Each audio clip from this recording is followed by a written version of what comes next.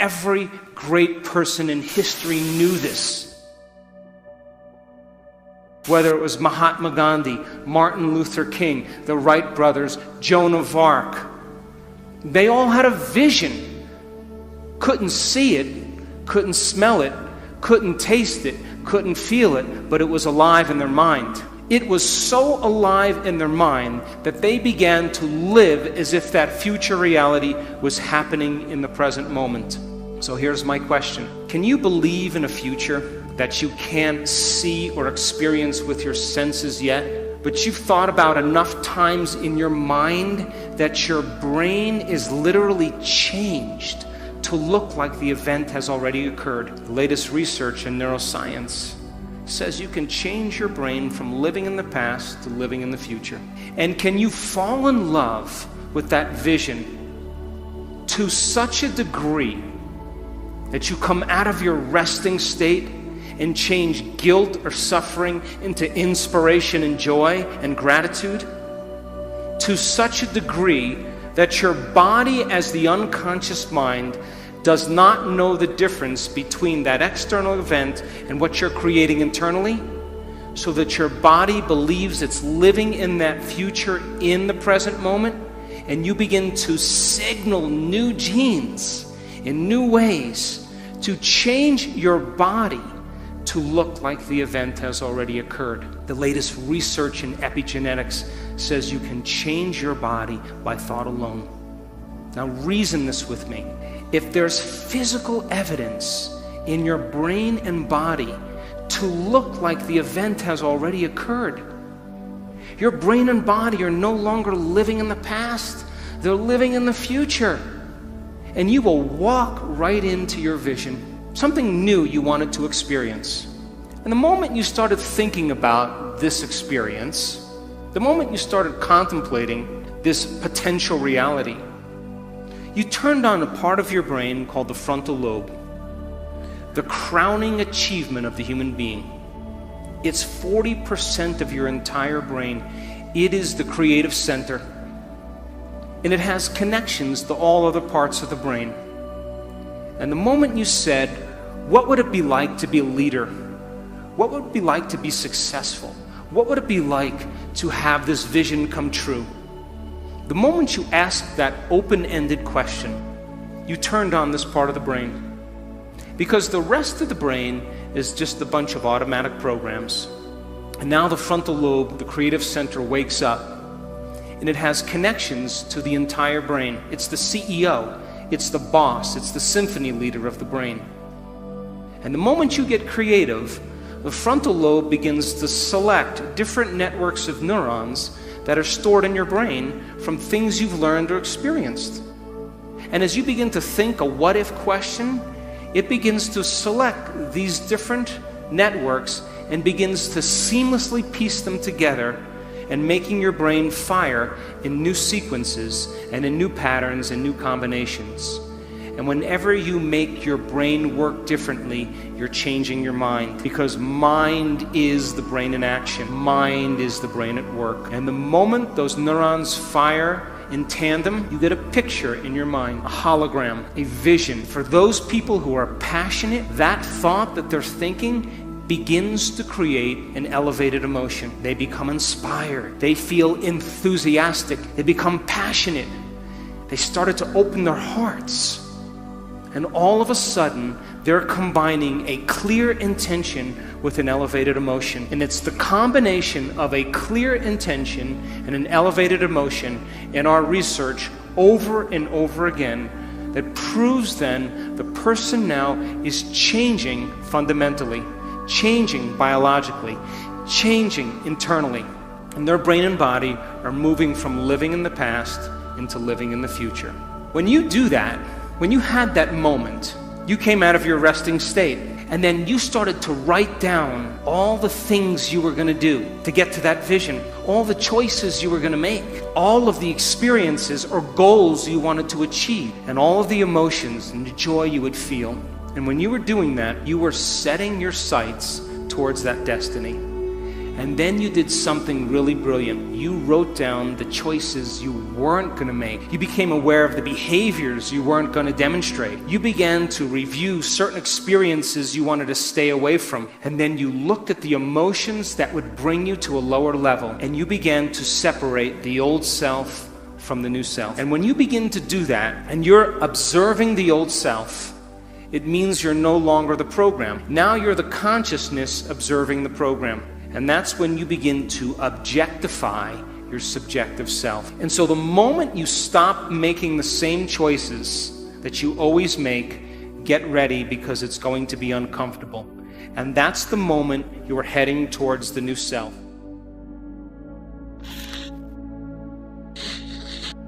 If you can linger without a name, without a face, without a gender, without your pain, without your disease, without all the relationships you have, without your past or your predictable future, it makes sense then that the longer you linger in the unknown, where all possibilities exist, by very theory, the more you would create new possibilities in your life.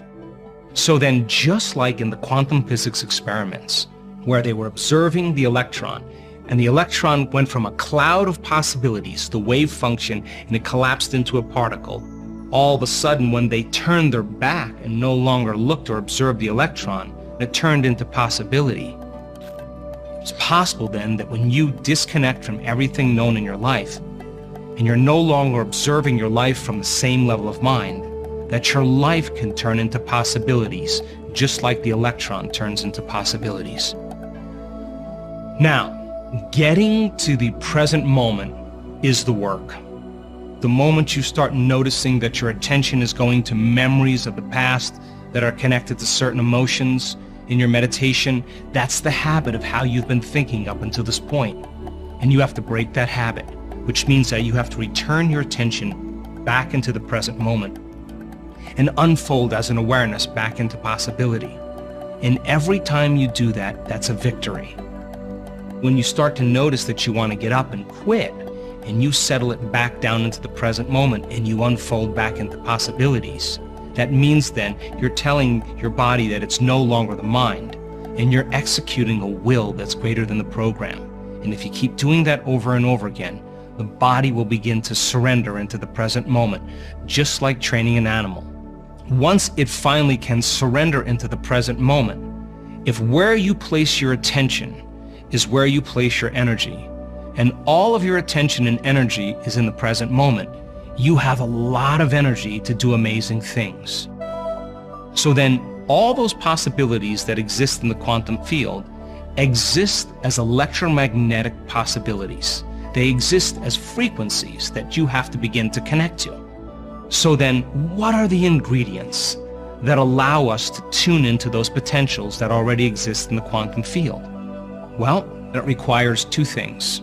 A coherent brain, that is a clear intention, and an elevated, heartfelt emotion. That is what begins to open our hearts and creates coherence in our heart. So then if you are disintegrated in your brain, and that you have incoherence in your brain, and you haven't trained your heart to begin to become more orderly and produce a powerful magnetic signature, then you can't read information or broadcast frequencies into the field. In a sense, then, you're on the wrong radio station, and the more coherent your brain is, the more coherent your heart is, the more you can tune into those potentials. Now let's demystify the process. So many people spend their entire life creating in lack. They see something that they want, like a new car or a new wardrobe, and they notice that they don't have it. And when they notice that they don't have it, they experience separation or lack. So what they start to do is they start thinking about having that car. They close their eyes, and in a period of time, they start seeing themselves actually driving the car. But when they open their eyes and they realize that the car hasn't manifested, they start experiencing more lack. So then they try harder to get it. And how do they try? They force, they wish, they control, because they're matter trying to change matter. Once you begin to open your heart, once energy makes it to this center right here, this is our connection to the unified field. This is the center we create from. This is the center of wholeness or oneness. This is where our divinity begins. This is the union of polarity or the union of opposites. And once energy makes it to this center, all of a sudden, like dropping pebble after pebble after pebble into water, it begins to create a resonant magnetic field. And that field can be up to 3 meters wide. Now you're starting to open up and become more energy and less matter, more wave and less particle. And now once energy makes it here, that energy can carry information or a thought or intention, and you can begin to lay the thought on that energy because that energy is consistent with your healing. That energy is consistent with your new dream. The energy is consistent with your new job or your new relationship. That energy can carry the thought of your dreams. The energy of suffering can't carry the thought of your wealth because it's not consistent with that energy. So then when you begin to open your heart and you raise your energy and you begin to lay the thought on it, think of the thought as the electrical charge in the quantum field, and think of the feeling as the magnetic charge in the quantum field. And how you think and how you feel begins to broadcast new energy and new information into the field. And for whatever you broadcast into the field is your experiment with destiny. So then when you get really good at creating brain coherence and heart coherence, and you know how to elevate your emotional state, and you begin to feel the emotion of your future before it's made manifest, then you're no longer living in lack. You feel like your dream has already happened. So then when there's a vibrational match between your energy and a potential that already exists in the quantum field, now you no longer have to go anywhere to get your dreams. Now you are connected to that field of information that's connected to everything material. And when there's a vibrational match between your energy and that potential, now all of a sudden you'll begin to collapse time and space, and you'll begin to draw the experience to you. And now you no longer have to go anywhere to get it. You are the vortex to your creation. So think of it like this.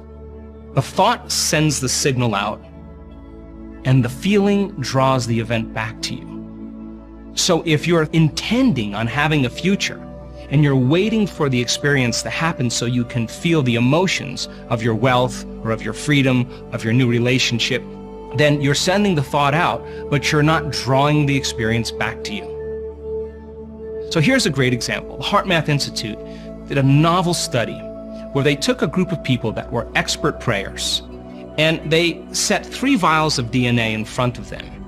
And they said to them, now listen, with all of your intent, we want you to see in your mind the DNA winding or unwinding, and just keep visualizing it winding and unwinding. That's the concept of the mind. They did it over and over again, and they checked to see if the DNA was changed in any way. And at the end of the experiment, the DNA was never changed. Intention did nothing to affect the DNA. So then they said to them, okay, now open your heart, create heart coherence, and just generate that signal out into the field, and let's see if that energy begins to affect the DNA. At the end of the experiment, they checked the DNA, and there was no change in the DNA. But when they said to those people, now we want you to see the DNA unwinding, and we want you to open your heart and give thanks that it's actually unwound before it occurred. The moment they combined that clear intention with an elevated emotion, more than 20% of the DNA unwound at a remote location. The thought sends the signal out, the feeling draws the event back. Or better yet, as you begin to open your heart and broaden your field, that energy is the handmaiden, or it's the carrier of that thought, and now you can begin to affect the nature of reality. So a fundamental question is, what are you broadcasting on a daily basis? If you finish your meditation and you combine a clear intention with an elevated emotion, and your heart is open, and you feel connected to the energy of your future, it's your job to maintain that modified state of mind and body your entire day.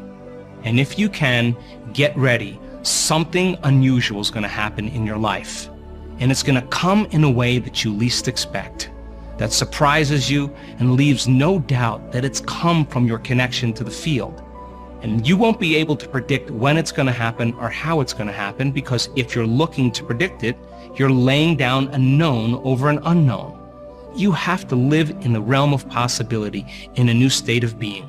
And the moment you say, I got frustrated because of a coworker, I got angry because I was in traffic, and you disconnected from the energy of your future, now you're back to the energy of your past, and don't expect anything to change in your life.